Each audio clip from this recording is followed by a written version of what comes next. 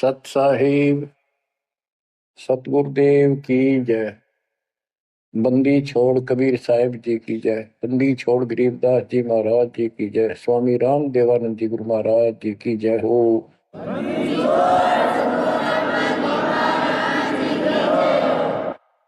सर्व संतों की जय, सर्व भक्तों की जय, धर्मी पुरुषों की जय। श्री काशी धाम की जय, श्री सुडानी धाम की जय, श्री क्रोथा धाम की जय, श्री बरवाड़ा धाम की जय। सत साहिब गरीब नमो नमो सत पुरुष को नमस्कार गो की नहीं। सुर नर मुनि जन साधु संतों सर्वस दीन। सतगुरु साहिब संत सब दंडोतम प्रणाम। आगे पीछे मत हुए तिनको जा कुर्बान। बच्चों, धन्य है आपके माता पिता जिससे जन्म हुआ। धन्य है आपके पिछले जन्मों की भक्ति और संयम। उसी के परिणाम स्वरूप आज आप परमात्मा की शरण में आए हो। लख वर्षूरा जूझ ही लख वर्षा मध्य लख वर्ती जहान में तो सतगुरु से मांगे। भावार्थ है कि आप इतने अच्छे धर्म कर्म वाले व्यक्ति रहे हो, लेकिन मोक्ष नहीं मिला। मोक्ष न मिलने का कारण परमात्मा पे अविश्वास रहा। जिस भी धर्म में जब जाति के अंदर हम जन्मे, हम उन्हीं क्रियाओं को उत्तम मानते रहे। परमात्मा के ज्ञान से प्रेरित होकर कुछ दिन भक्ति जरूर की, लेकिन एक से अनेक अधिक नहीं थे हम, फिर हम रह जाते थे।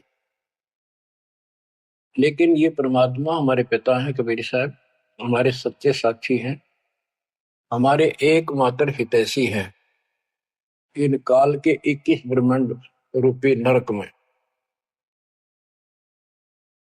बच्चों, कबीर साहब कहते हैं झूठे सुख को सुख है ये मान रहा मनमोद, ये सकल कभी ना काल का कुछ मुख में कुछ क्रोध। हम इस झूठे सुख को सुख मान रहे हैं। थोड़ा सा धन हो गया, कार कोठी होगी, बेटा बेटी होगी, और फिर सारा दिन बकवादों से अतिरिक्त कुछ नहीं सोचता।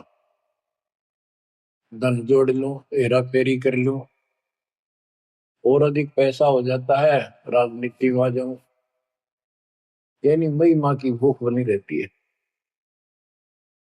और ये हमारे जन्म मरण का मुख्य कारण है।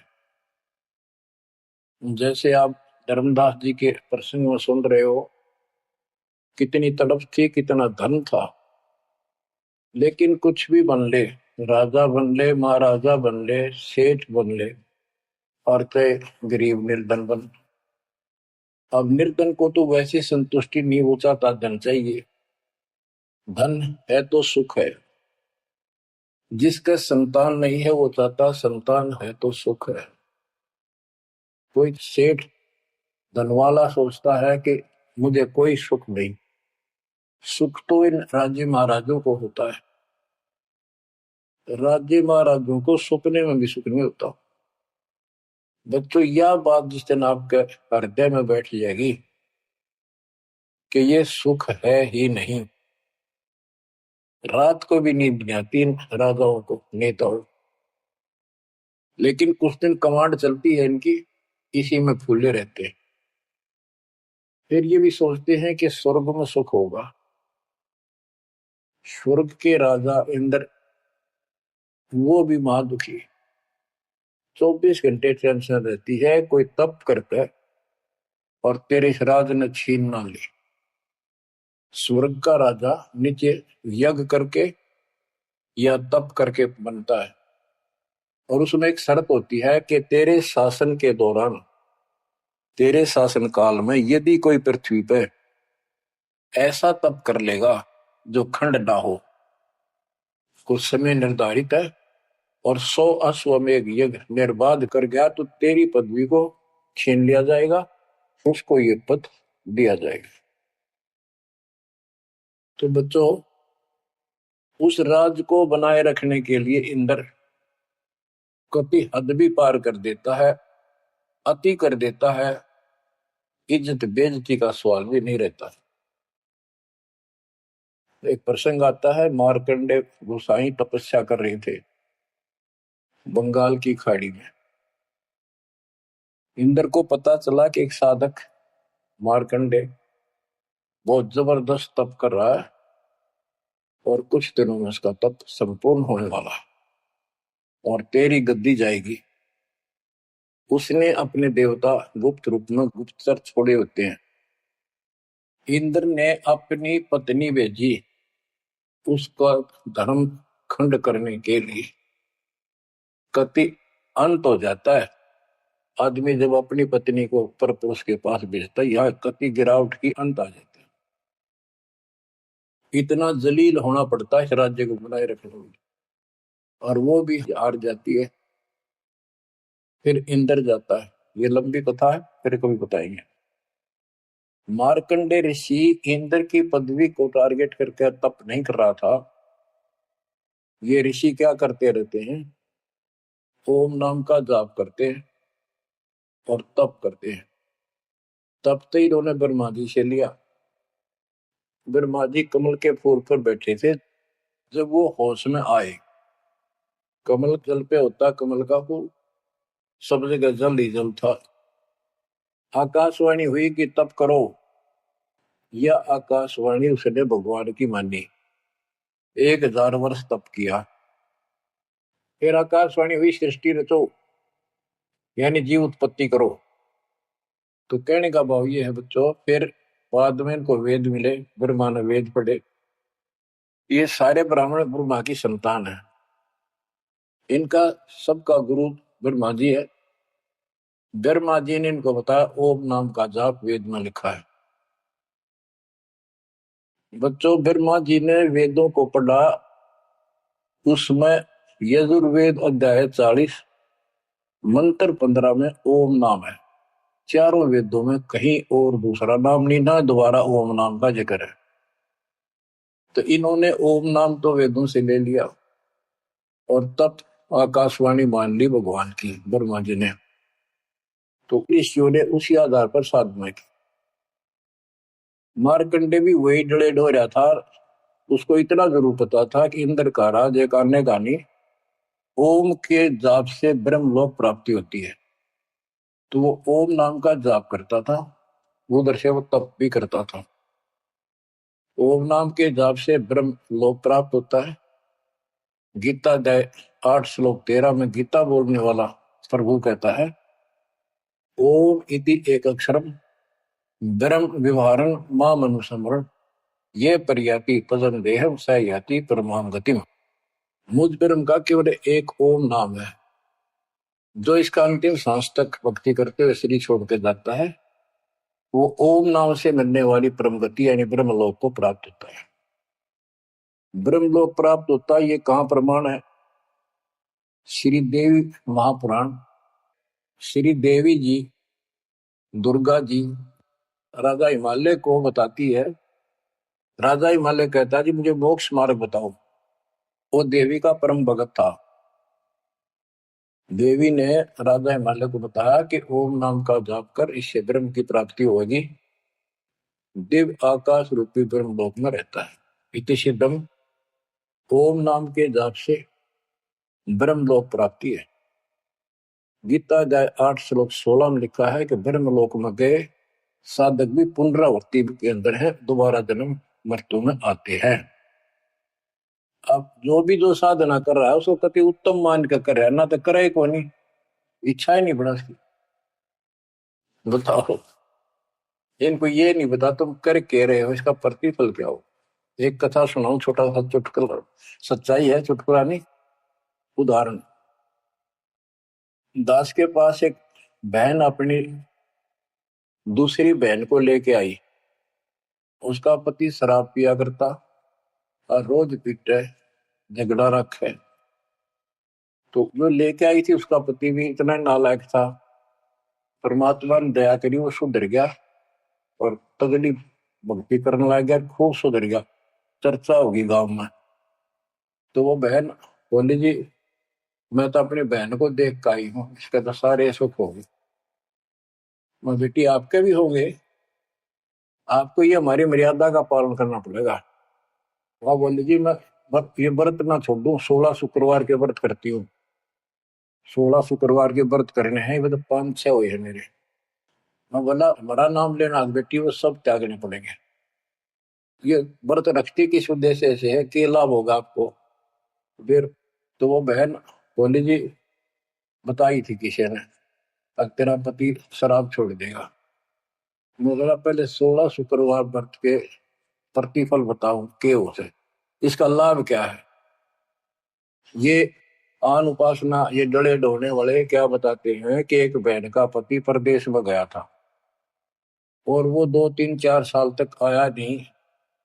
उसने किसी ज्योतिषियों से दिखाया, पतरे हाथ दिखाए, किसी ने बता दिया कि तेरा पति तुझे भूल चुका है, तेरी याद नहीं रही। माता संतोषी के व्रत रख 16, तेरा पति वापस आ जाएगा। उसने व्रत रखने शुरू किए शुक्रवार के 16वें दिन, 16वें व्रत वाले दिन वापस आ गया। ये है इसका फल। और मैं बोला तेरा पति रोज आवे रोज कूटे, गड्ढेगी तू इस बता के, फूकेगी इन बर्ता, बुद्धि कान रखेगी तुम्हारी। तंती रखना नहीं चाहिए, 2-4 दिन ना हो तो बढ़िया, पिटाई देना हुआ। कहने का भाव यह बच्चों, इन गुरुआ गांव बिगाड़े संतो गुरुआ गांव बिगाड़े, ऐसे कर्म जीव का लागिए ईव जड़े नहीं जाड़े। तो मार्कंडे ऋषि इंद्र से कहता है, इंद्र तू इंद्र की पदवी छोड़ दे, अगले जन्म में गधा बनेगा। इंद्र कहता जी फेर की फेर देखी जाएगी, तो मौज करने दो। बता हमारी बुद्धि यहाँ तक सेट हो चुकी है, फेर के देखी जाएगी, गधा बने पास तो कुमार देखेगा, कड़ में मारेगा लठ, 2.5 मिनट का धरेगा समान कमर पे। मार्कंडे ऋषि उसको कहता तू मेरे वाली साधना कर ले, तुझे ब्रह्म लोक पहुंचा दूंगा। बच्चों वो कहते हैं ना, बेड की लात गुडने तले तले, ये कहीं जा लो, इनका ये इतना ज्ञान है, इतनी इनकी अंतिम भक्ति है।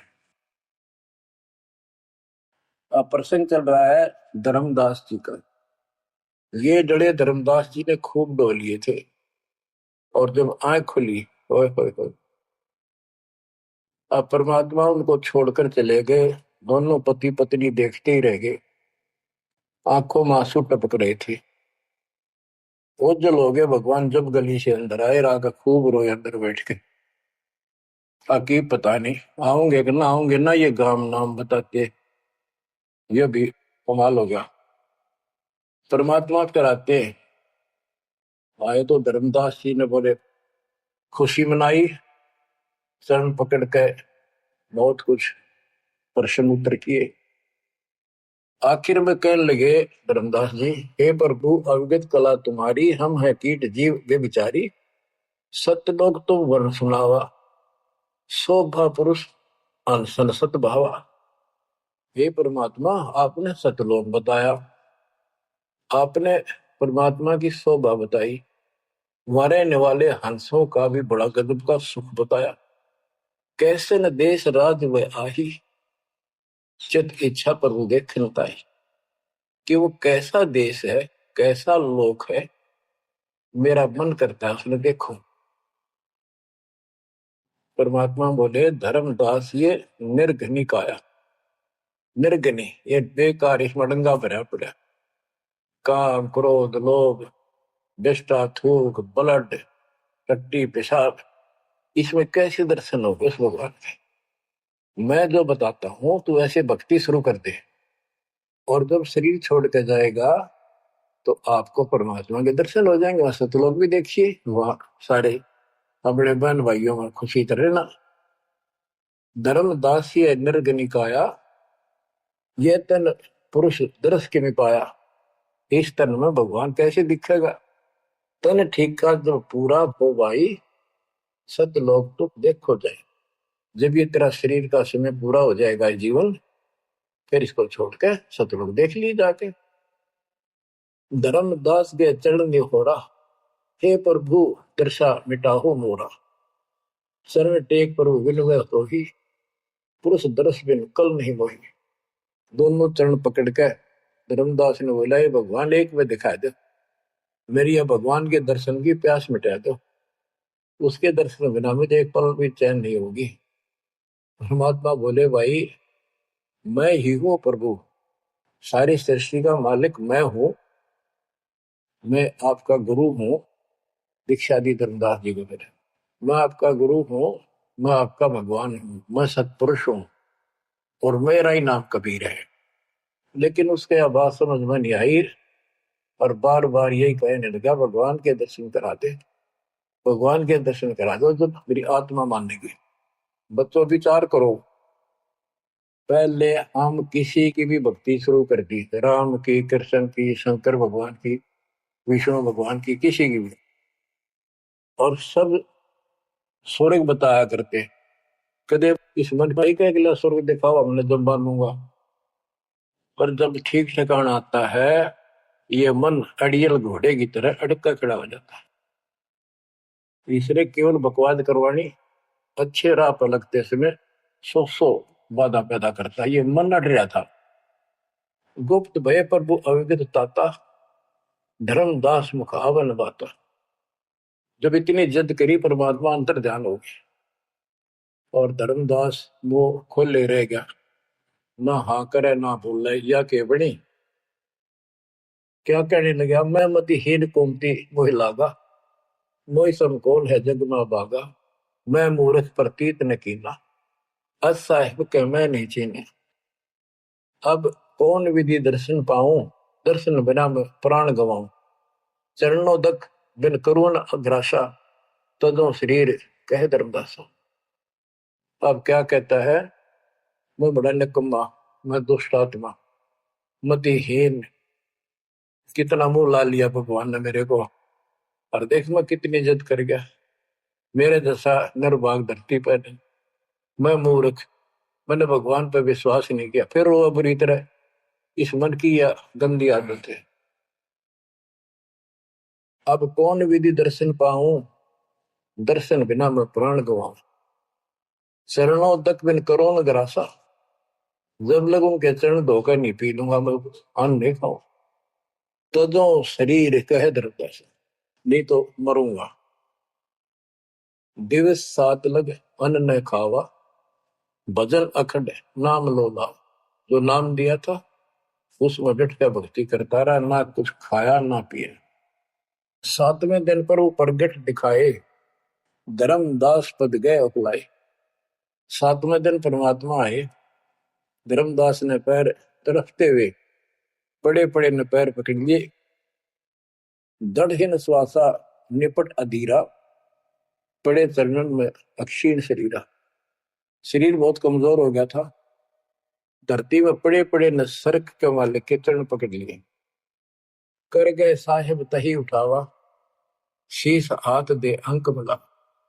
परमात्मा ने उसके अपने हाथ का सहारा देकर उसको खड़ा किया और फिर अपने सीने से लगाया।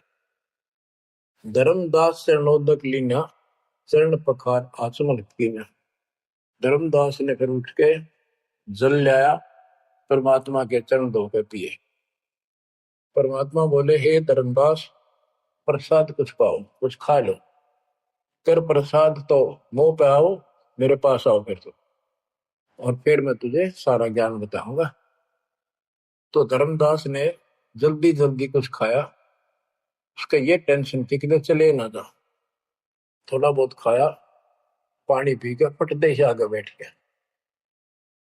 धर्मदास का शरनाई, सुन प्रभु अगर अपार, 7 दिवस कहाँ रहे, कौन देश पगडार। तो परमात्मा से पूछने लगा, है भगवान आप कहाँ रहे, कैसे कैसे रहे, कहाँ गए। फिर उसी बात पर आकर गया, हे प्रभु चिंता गढ़ करो मोरा, पुरुष दर्श देव करूं निहोरा। मैं हाथ जोड़ू, आपके निहोरे निकालूं, मुझे भगवान के दर्शन दिखा दे। परमात्मा कहते हैं, धर्मदास ये हट का कर हो, मानो शब्द शीश पर धर हो। मैं तो कहूँ वो मान ले तू, हमरे गहे पुरुष पे जय है, बिना गहे वो हजार न पे। अब मेरे नाम को तो ठीक से जब मैं मिल गया, गुरु के बिना उस भगवान की प्राप्ति नहीं हो सकती। हमसो पुरुष ऐसा आही, जल तरंग जल अंतर नाही। कि भगवान मेरे में इतना अंतर समझ ले, इतना भी अंतर नहीं है। जैसे समुद्र से लहरें उठती है, लहर और जल अलग नहीं होता। बच्चों, धर्मदास जी को खूब समझाने की चेष्टा की कि हमरी सूरत गहो चितलाई, तभी पुरुष पथ दर्शन पाई।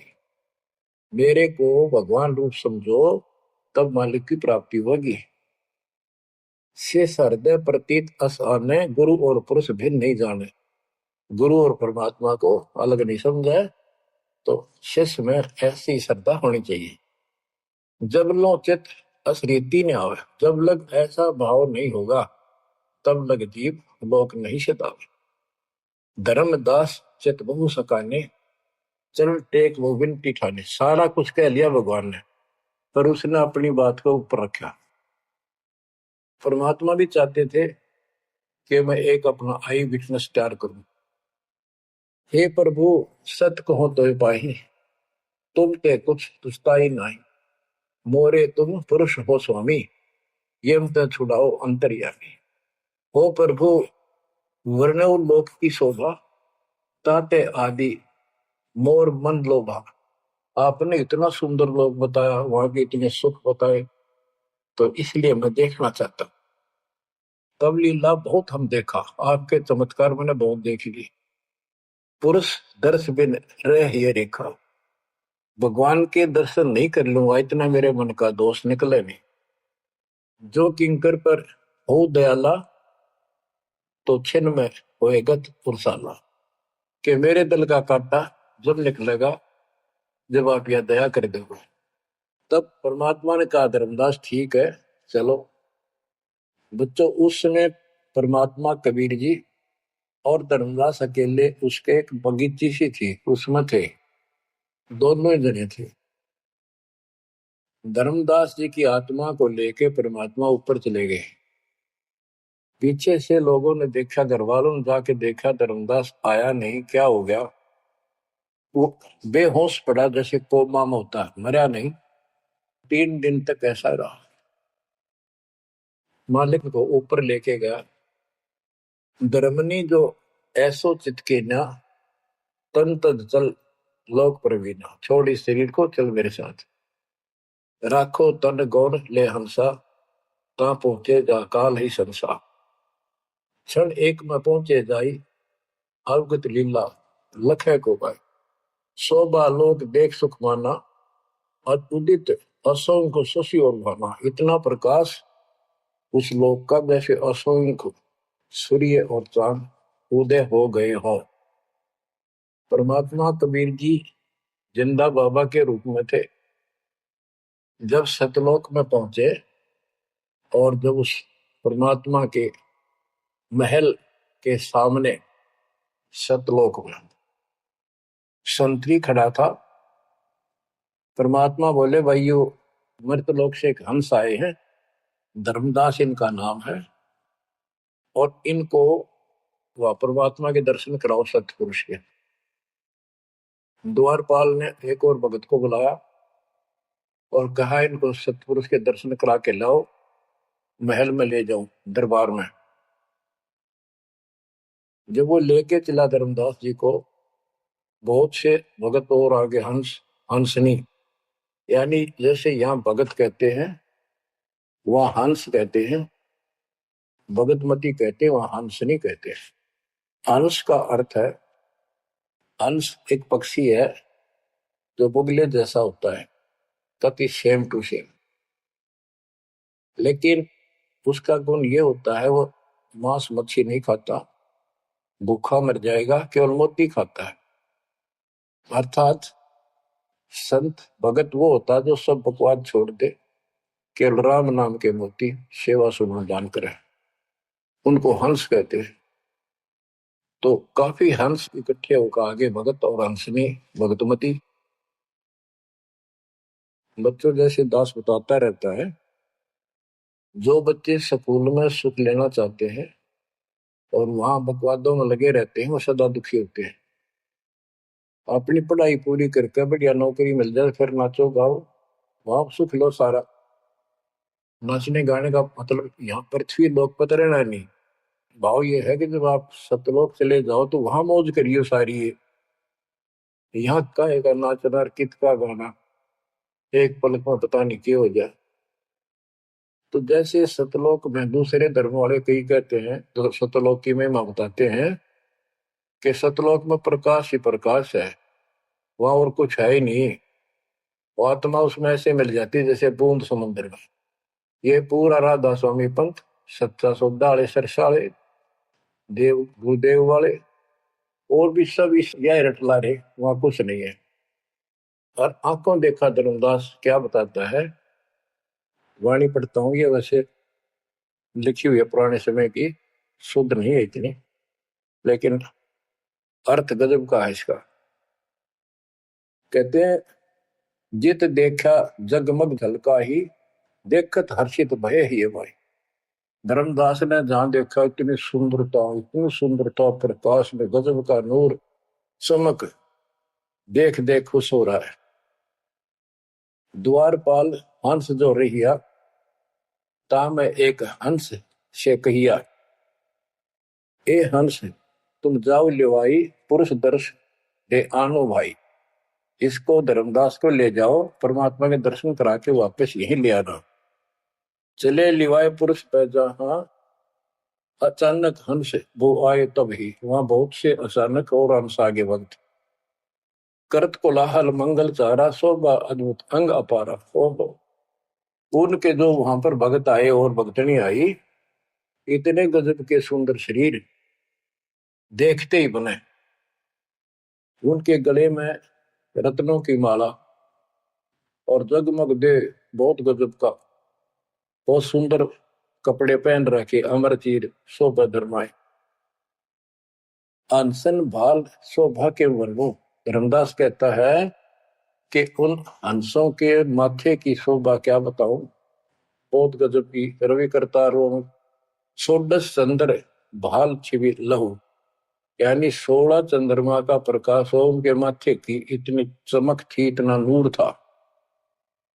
हंस कांति प्रतिरोम प्रकाशा, हीरा मणि उदित रोमासा। उनके शरीर की इतनी गजब की शोभा थी, प्रत्येक की रोम रोम की जैसे हीरा मोती चमक रहे हो। उनके शरीर का प्रकाश षोडश रवि, अनसन छवि मोहा, देह प्राण शुभ अमृत शोभा। उनके शरीर की शोभा 16 सूर्यों के प्रकाश जितनी थी। अब वहां भगवान के दरबार में पहुंच जाते हैं वो लेकर के, सिंहासन से भी देखत मनमोहा। ओहो, सुरती हंस अग्रानी अगाने, सत्य पुरुष सकल देखत अरसाने। वहां लेकर गए नाचते गाते हुए। जब उसने भगवान को देखा, धर्मदास जी ने, तरह गजब का प्रकाश, एक रोम शरीर के बाल की चमक, करोड़ सूर्य करोड़ चांद मिला दे।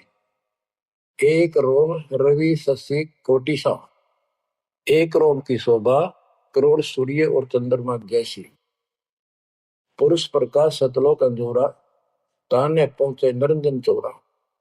के उस सतलोक का इतना सुंदर प्रकाश है, वहां ऐसी व्यवस्था है कि वहां ये काल निरंजन, ये चोर नहीं जा सकता, यानी इसका वहां भय नहीं है।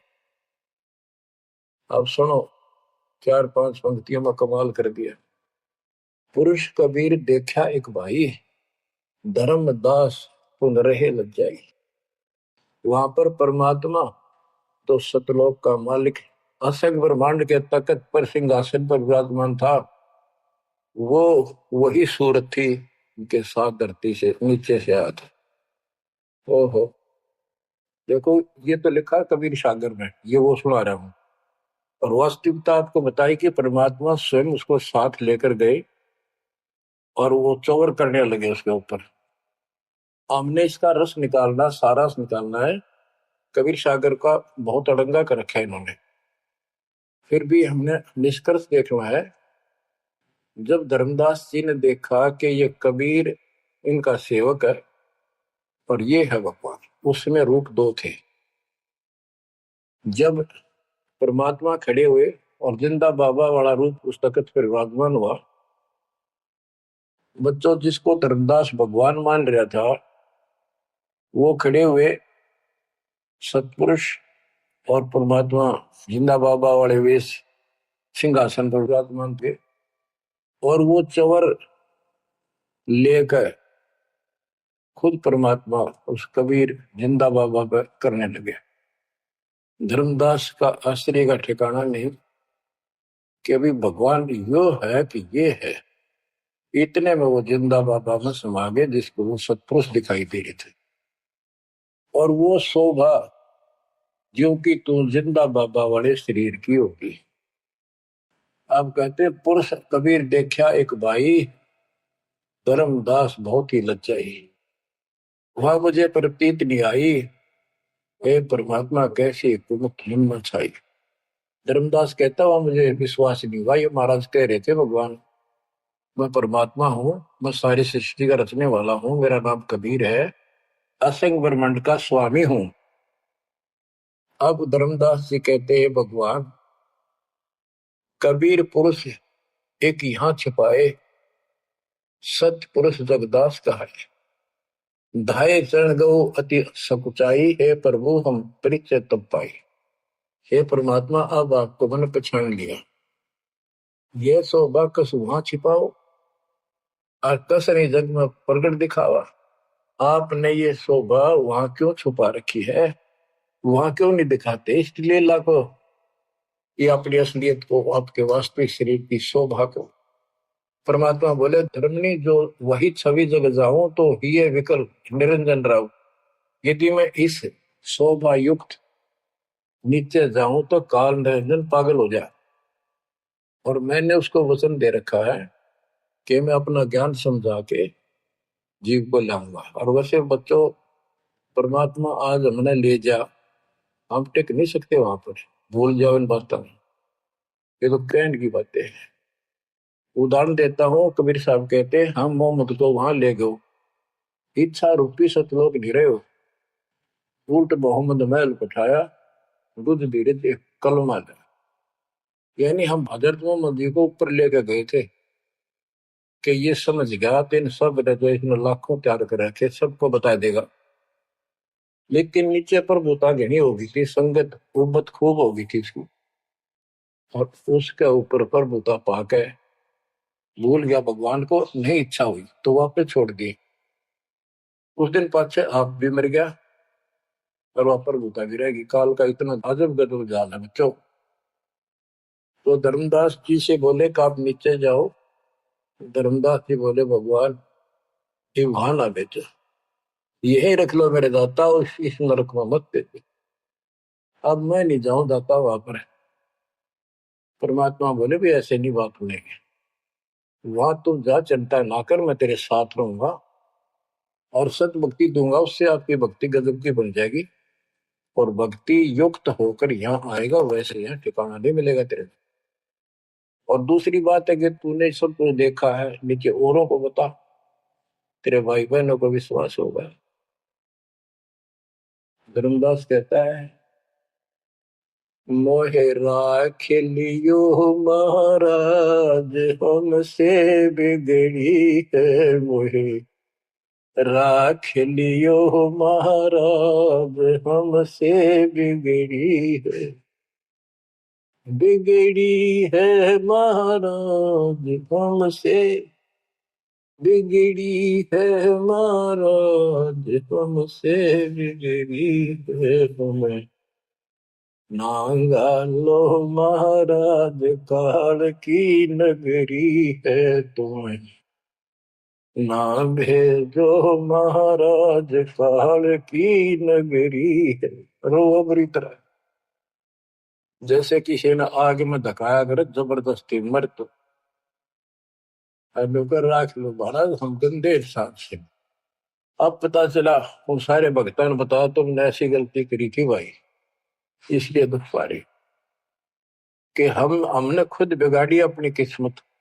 तुम रख लो दाता, ना वे जो मेरे मालिक पैर पकड़े रोवे। परमात्मा बोले भाई ऐसा ना कर, वापस चल और वहां पर मैं तेरे साथ रहूंगा, भक्ति कर, कोई दिक्कत नहीं आने दूंगा मैं तेरे को, चिंता ना करी, तेरे पीछे पीछे न फिरूंगा मैं। और ये सारे ठाठ मैंने दे रखे थे तेरे को वहां पर, ना काल तो तेरा कचू मन निकाल दे 1 मिनट में। धर्मदास को फिर हौसला हुआ और तीसरे दिन शरीर में वापस आया। आसपास सारे रिश्तेदार भी आ गए 3 दिन में। सारा गांव क्यों सेठ था, पैसे वाला था, लोग सुगरदे बैठे, ना मरता ना जिंदा, इसका क्या हाल हो गया। परमात्मा ने बताया मैं काशी में हूं, एक दुल्हे का काम करता हूं, मेरा नाम कबीर है, मेरा गुरु रामानंद जी है, स्वामी रामानंद, जो वहां के प्रसिद्ध संत हुआ करते थे। धर्मदास जी सचेत हुए, उठे तो देखा चारों तरफ हाहाकार मच रहा, वो जिंदा हो गए तो एकदम खुशी की लहर आ गई। आमने भी रोए तो वो कहने लगा क्या हो गया तुमको। तो बोले आप तो मर गए थे, ना मरो थे ना जियो थे, अचेत पड़े थे, बेहोश थे, हमको टेंशन हो गई थी कि मरेंगे। तब उसको विश्वास हुआ, नहीं तो स्वप्न मानना वो, ये मन इतना दुष्ट है, इतना उल्टा चल रहा है, जब ठीक ठिकाने की तरफ चलता है जीव, परमात्मा कसर नहीं छोड़ते, ये उसका बाप है। तो तब धर्मदास को विश्वास हुआ, रे तेरे की सचमुच में तो सचखंड गया, सतलोक गया था। फिर उनको बताने लग गया सारी, मैं वहां गया था, सतंदा बाबा भगवान है, खुद है, सारी सृष्टि के रचने वाले हैं, ब्रह्मा विष्णु महेश, तब उनके सामने कुछ भी नहीं है। तो रिश्तेदार आए थे तो चले गए, पागल हो गया, बांटन दे, जिंदा हो गया, शुक्र है। लेकिन जिसका लागे वो तंग। धर्मदास काशी पहुंचे और देखे एक दुल्हे के रूप में बैठे, वो इस सूरत क्यों की तू, चरणों में पड़ गए। आसपास के कॉलोनी के लोग आगे, दुल्हे बताओ, पूछे कौन है ये, सेठ है, ऐसे ऐसे कांधोगढ़ का प्रसिद्ध सेठ है। और सब नौके देख किसी पागल हो रहे लोग इस नीरू के पुत्र को भगवान मानते हैं, इनकी अकल पर पत्थर पड़ी। यानी जुलाहे भी ये बात बोल रहे हैं, जो देखा वो यही कहे। धर्मदास जी ने चरण पकड़ कर छोड़े नहीं, परमात्मा गलती बहुत होगी, हे दयालु माफ करो। जब परमेश्वर ने उसको कहा बच्चा तेरा दोष नहीं, इस काल ने सबकी बुद्धि फेर रखी, और जो भी ये सारा संसार आपको दिखाई देता है ये कुछ भी नहीं है। 1 सेकंड में मृत्यु हो जाती है इंसान की, और फिर कुत्ते गधे बनाकर छोड़ देता है। इसने तो सच्ची भक्ति करने नहीं देनी, या सच्ची भक्ति या जैसी भी आस्था मैं ही जीवों की बनाए रखे हुए हूँ। उस टाइम तो धर्मदास जी सारी मान्य था, वो बात ही नहीं रही। अब परमात्मा बोले धर्मदास आप अपने घर जाओ, और बच्चा मैं वही आऊंगा तुम्हारे पास। धर्मदास बोला जी आइयो, मेरा बेटे ने भी समझाइयो, और आमनी ने भी सतनाम दिया, बेटा भाई मैं आऊंगा पक्का। धर्मदास से ले गए परमात्मा वहां, आमनी को नाम दिया। और धर्मदास जी बोले जी मेरा एक पुत्र है नारायण दास, उसको भी समझाओ। धर्मदास जी ने नारायण दास बुलाया, क्या जा भाई, गुरु जी आई, भगवान आ रहे हैं। बैठ गया, परमात्मा ने जो ज्ञान सुनाया उठ के चल पड़ा। फिर बुलाए तो भी नहीं आया, अगली बार भगवान ने खूब कह लिया, बुला ला भाई तेरे बेटे ने नाम दे दूंगा। धर्मदास गया, बेटा आजा, नारायण दास कल्याण हो जाएगा, काल के जाल में फंस गई। वो कहता पिताजी आपकी मति मारेगी, इस जुलाए ने आपको बुद्धि भ्रष्ट कर दिया, देवताओं को छोटा बताता है ये देवताओं की निंदा करता है, मैं न इसके दर्शन भी करूं। धर्मदास ने खूब कह लिया पर लड़का मानना नहीं। धर्मदास जी रोने लग गया महाराज के चरणों में, दाता एक का पुत्र मेरा हरियो काल के मुंह मजाक है, दया करो दाता, इसको शरण में ले लो दाता। हे भगवान मैं बहुत दुखी हूं। परमात्मा बोले बेटा मैं समझाऊं तू समझावे और इसकी माँ समझावे, कि तुम्हारे से ज्यादा इसका हमदर्द कौन हो सकता है। जब ये आपकी नहीं मानता तो भाई इसको छोड़ दो। ये महाराज इन्हों के छेड़ा जा है, ये महाराज समझाओ इसने। परमात्मा बोले भाई यू काल का दूत भेज रखा तेरे घर पे, कति चौगर ते तो बांध रखा तू, या बात मान ले मेरी। अब काल का दूत का धर्मदास का दुख हुआ इस बात का। आए इकलौते पुत्र ने गुरु जी काल का दूत क्यों बतावे हैं। परमात्मा बोले कि तेरा बेटा कहां पर है, उसको एक बार ले आया यहाँ पर। धर्मदास बोले बेटा चल तो कुछ ना सुनिए, बैठ जाओ बस। वो आ गया। परमात्मा ने उसकी तरफ ऐसे आशीर्वाद वाला हाथ किया और धर्मदास से बोला देख ये है तेरे बेटे की बॉडी के अंदर, इस शरीर के अंदर यू काल बैठा। उसका शकल देखी उसने छोरे के अंदर से, वो वास्तविकता थी उसको काल के दूत की। ओछा माता, लंबे दूत, विकराल शरीर। परमात्मा बोले यू बैठा इसके अंदर, यू काल का दूत है, ये कभी भी नाम नहीं लेगा ना तेरे साथ चलेगा। जब धर्मदास बोला नारायण दास है, जा बेटा जा, जा कर ले काम कर ले काम। चरणों में पड़ गया, भगवान मेरा तो बीज नष्ट हो गया, हे भगवान मेरा तो वंश ऊपर चला गया, बताइए काल पैदा हो गया मेरे तो। परमात्मा बोले वंश ने के चाटेगा, तू पीछा छुपवा ले यहाँ से बेटा, क्या करेगा इस वंश का। ये तो काल खाई खुराक का पहल पोशाक का यम का बकरा पड़ता है, लेकिन हमारा तो रंग चढ़ रहा है। लोग के कहेंगे, फलाना के कहेगा, संतान ना हुई तो संपत्ति का कैसे होगा। कई बीमारी बांट रखी है, कई रोग ला रखे काल। परमात्मा बोले ठीक है, तेरे को मैं अपना बच्चा अपना हंस भेजूंगा, और आज से 1 साल के बाद तेरे घर में पुत्र उत्पन्न होगा, उसका नाम चूड़ामणि रखना। उस समय बताते हैं धर्मदास की उम्र 80 साल की हो चुकी थी और आमनी देव भी वरदौलिये थे। ये धर्मदास के आप विश्वास हो, ये मालिक हे परमात्मा इस उम्र में कैसे बच्चे होंगे हमारे, हम तो कति व्यर्थ हो चुके हैं।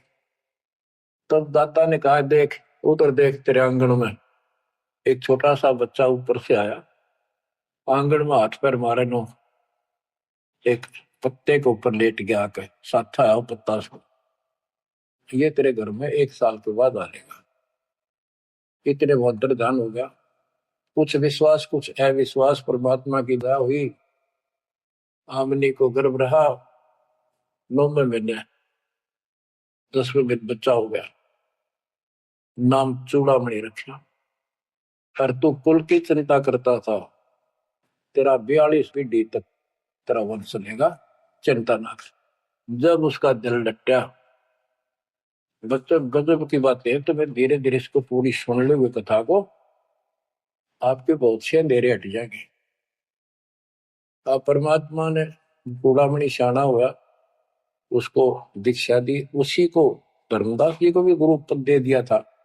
पर बोला तो किसी ने मंत्र ला दिया, सारा सार नाम तक दे दिया उसको, और कसम खवा दी कि ये नाम किसी को नहीं बताएगा। जब धर्मदास डिगमग देखे तो उसके लड़के को गुरु पद दे दिया चूड़ामणि, केवल 5 नाम, ये 7 में से 5 बीच बीच के दिए, और बेटा इसी को तू आगे देता रहना, तेरे गुरु पद दे दिया। परमात्मा की कोशिश थी ये मंत्र करते रहेंगे, इनको मनुष्य जीवन मिलते रहेंगे, भगवान की आस्था इनमें बनी रहेगी, कुछ लाभ होते रहेंगे, और इस बिजली पीढ़ी तक जाना था उनको। लेकिन धर्मदास को बता दिया था कि काल मेरे नाम से 12 पंथ चलाएगा, जो सारे गलत साधना करवाएगा, और तेरे वंशज तेरे परिवार वाले 6ठी पीढ़ी में जाके ये असली नाम भी छोड़ देंगे। एक टकसारी पंथ होगा, उसकी साधना शुरू कर देंगे, तो एक आने की नहीं होगी। जो इब सारे धर्मदास वाले दामा खेड़ा वाली गद्दी में वो टकसारी वाले की साधना चल रही है। वो 5 नाम भी गए।